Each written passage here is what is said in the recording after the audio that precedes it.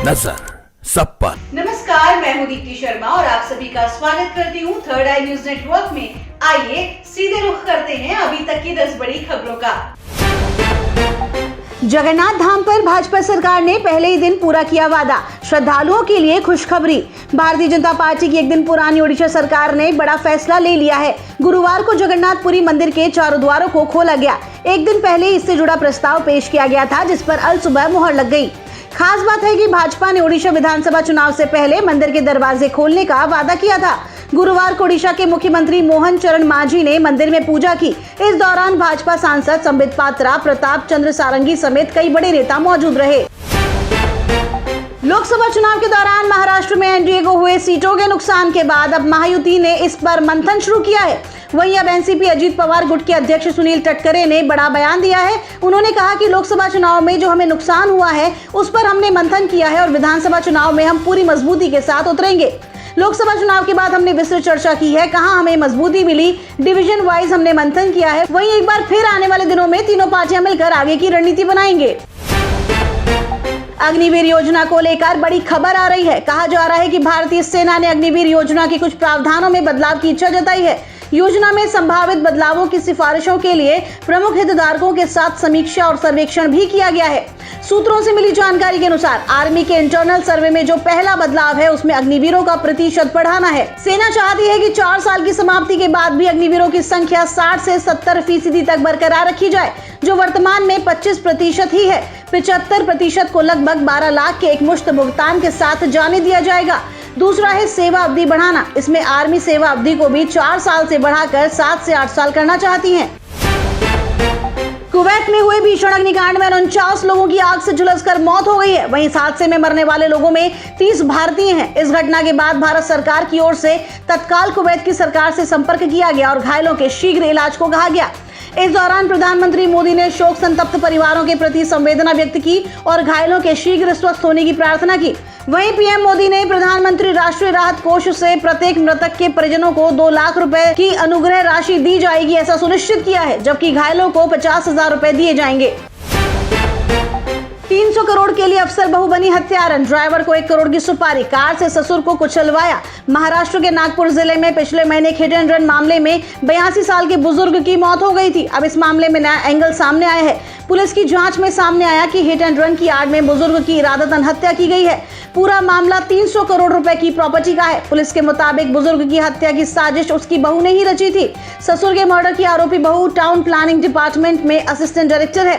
हत्या की सुपारी के लिए ड्राइवर को 1 करोड़ रुपए भी दिए गए थे। पुलिस ने हत्या में शामिल 3 अन्य आरोपियों को भी गिरफ्तार कर लिया है। जम्मू कश्मीर के डोडा जिले में आज फिर आतंकी हमला हुआ है। हमले के बाद सेना के साथ आतंकियों की मुठभेड़ शुरू हो गई है। पिछले 3 दिनों में जम्मू कश्मीर में ये चौथी मुठभेड़ है। बता दें कि कल से डोडा क्षेत्र में हुई दूसरी मुठभेड़, जिससे पहले एक जवान घायल हो गया था। जम्मू कश्मीर पुलिस ने बुधवार को डोडा जिले में 2 हमलों में शामिल 4 आतंकवादियों के स्केच जारी किए और उनकी गिरफ्तारी के लिए सूचना देने वालों को 20 लाख रुपए का इनाम देने की घोषणा की। गाजियाबाद में एक 3 मंजिली इमारत में भीषण आग लगने से 5 लोगों की मौत हो गई है। मृतकों में 2 बच्चे शामिल हैं। घटना लोनी बॉर्डर थाना क्षेत्र के बेहटा हाजीपुर गांव में बुधवार रात करीब 8 बजे हुई। आग तेजी से फैली, जिससे लोगों को बचने का मौका नहीं मिला। आग लगने के बाद 3 बच्चे, 2 महिलाएं और एक युवती फंस गए हैं। दमकल विभाग के कर्मियों ने 5 लाशें बरामद की है। बताया जाता है कि इमारत में फोम का कारोबार चल रहा था। मकान में शॉर्ट सर्किट के कारण आग लगी बताई जाती है। दमकल विभाग की टीम देर रात तक राहत और बचाव के कार्यों में जुटी रही।